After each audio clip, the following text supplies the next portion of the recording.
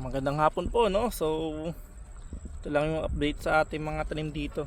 Actually nakakadalawang harvest na tayo dito ng siling panigang. Ating kamatis medyo mabolbol na, oh.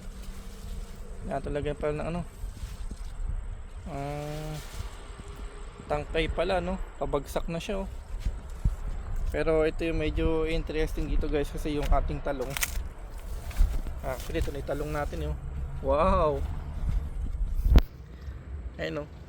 Nakapagbunga tayo ng talong, guys. Tapos may mga bulaklak pa siya. Ayun, oh. Ating kamatis.